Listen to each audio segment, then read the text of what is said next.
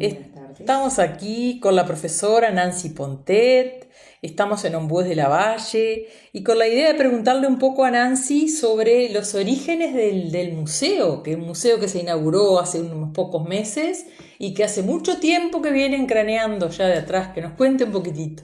Bueno, sí, exactamente. Muy buenas tardes a todos.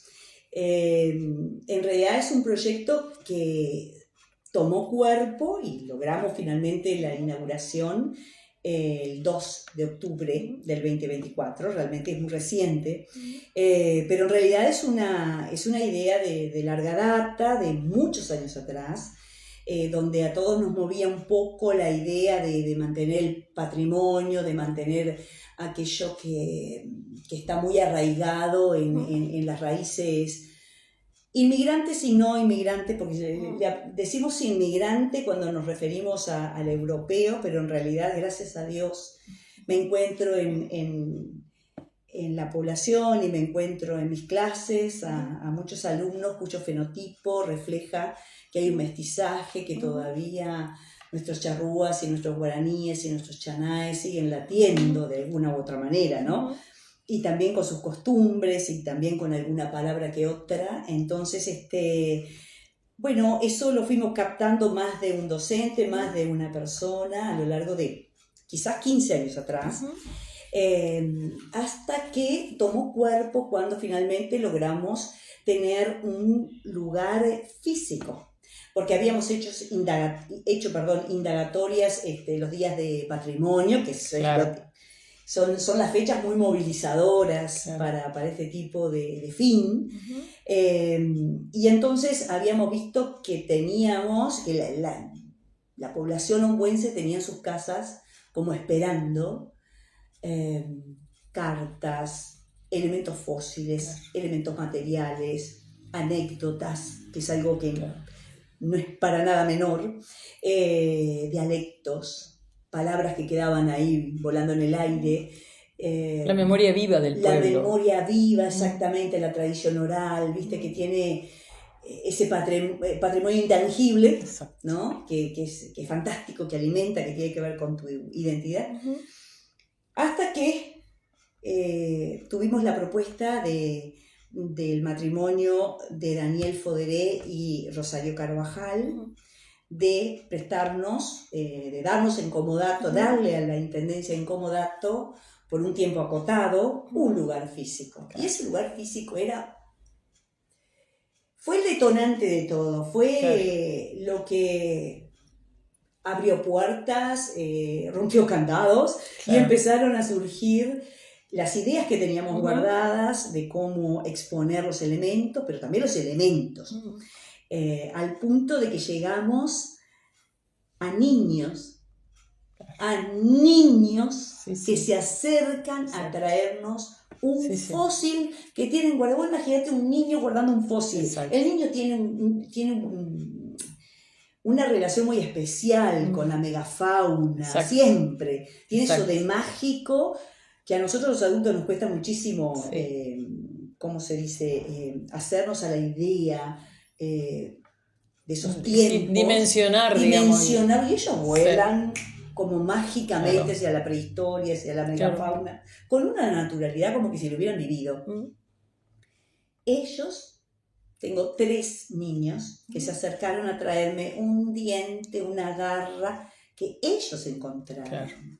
O un elemento que era del abuelo, que ellos conocían, que esto es importante para el museo, y al venir a visitar el museo dijeron, lo venimos a dar. Bueno, le hicimos un registro de adulto, porque en recepción está bueno comentarle a toda la población esto. Nosotros recibimos un elemento, lo rellenamos, un formulario con las características de ese elemento, el nombre de la persona, el contacto, si es en donación o es en préstamo. Claro. Y la firma de alguien de nosotros del museo y del donante, digamos. Y bueno, y eso se va organizando, por supuesto, a través de las computadoras y a través de un elemento físico que tenemos, que son carpetas especiales para eso. Aparecieron niños que firmaron con una letra cuasi legible, de una manera tan divina que es muy emocionante. Entonces armamos una vitrina aparte para elementos que alcancen los niños. Maravilloso. En este momento, por ejemplo, lo creamos el 2 se abrió el 2 de octubre, pero no te puedo decir la cantidad de elementos que cayeron en agosto y septiembre, cuando ya se veía todo el movimiento de que se abría. Fue como un tsunami de elementos, al punto de que los absorbimos, volamos en estrés con eso, sí, claro. porque había que tener todo lo más posible, y lo expusimos el 2 de octubre, y por el momento frenamos un poquito, porque tenemos algunos elementos en archivo que están repetidos o que tenemos que inventariar para acondicionarlos y colocarlos. Menos todo aquello que venga de los niños. Claro. Todo lo que venga de la manito de un niño, eso se va a recibir en cualquier momento. O sea, niños... Sí, pero ahora ustedes se dan cuenta del cambio radical que están haciendo con esto, porque en realidad da la idea, quita la idea aquella de museo como aquel lugar muerto, aburrido, estático, absolutamente con una seriedad, y le da la idea de historia viva, de museo vivo. Entonces, la primera vez que los niños se dan cuenta que ellos forman parte, o pueden formar parte de quienes están agrandando, digamos, el archivo del museo, la colección del museo. Claro, eso está perfectísimo, pero además nos interesa muchísimo que los niños intervengan, que los adolescentes intervengan. Fíjate que el museo está dividido en 2 salas.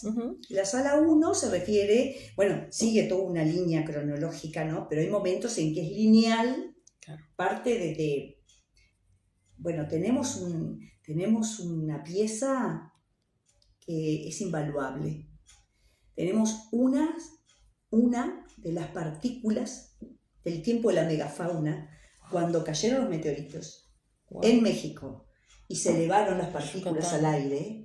Tenemos una de esas partículas que se consiguió acá, en la lagunita que te estoy hablando, de 5 kilómetros que estamos hablando nosotras. Toda la exposición del museo parte de esa partícula, que por supuesto fue estudiada por el Instituto de Ciencias, y el dueño ha recibido ofertas de muchísimo dinero por eso, ofertas de llevarla a Estados Unidos para que se vea bien la composición mineral que está teniendo y demás. Y el dueño no quiere porque es patrimonio. ¡Qué maravilla! ¿Me entendés? Sí, y esa pieza que es patrimonio, que es invaluable, está en nuestro museo y es el punto de inicio de toda la exposición de la sala 1. Que, como les digo a todos, tienen momentos en que el museo lo van a ver, el clásico museo lineal que tiene la colección, por ejemplo, de radios, televisores, etc. Pero hay otros momentos en que presenta la llegada del inmigrante, y ahí se torna como escenográfico, porque se generó la sala de costura, la sala de lavado, la escuela, el liceo. Qué bueno. Y vas a la sala 2, que es hacia donde iba mi charla, y allí lo dedicamos, es una sala más rústica. Entonces dijimos, acá vamos a poner las herramientas que se pueden poner, que son pequeñas, las de mano y demás, por el tamaño. Y allí los adolescentes del liceo de arte, del sexto artístico, arte y expresión, del año pasado, 2024, crearon lo que se llama un paisaje sonoro.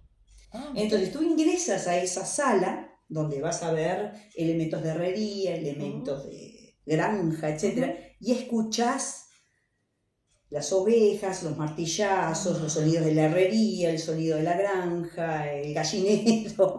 O sea, vas escuchando los relinchos, los cascos corriendo, el sonido del carro. Y fue la colaboración de ellas. Los alumnos de este liceo hicieron los 2 primeros rincones, son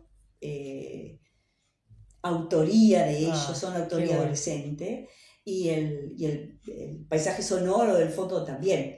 Entonces tratamos de que haya mucha participación, no solo de la comisión Exacto. que está al frente de este formato, digamos. Y qué importante en nuestra época, en donde la revalorización de la importancia del inmigrante, en nuestra época, donde Uruguay, la población nuestra no ha descendido, porque tenemos arriba de 120.000 inmigrantes viviendo en Uruguay ahora.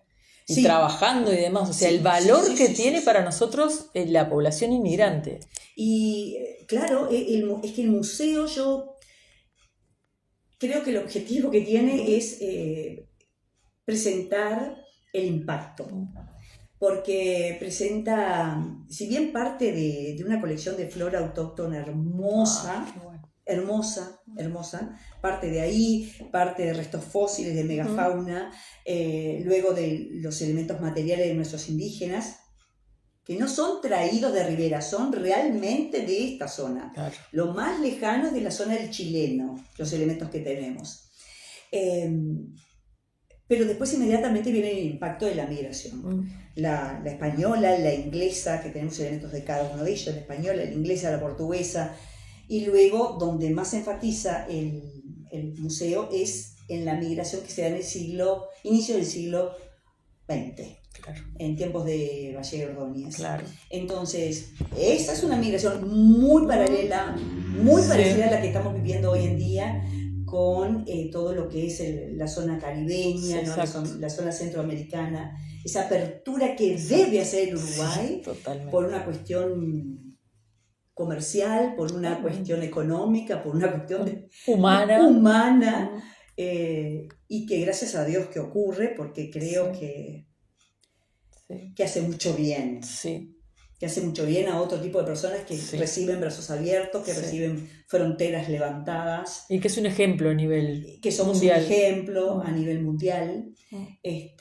Sí.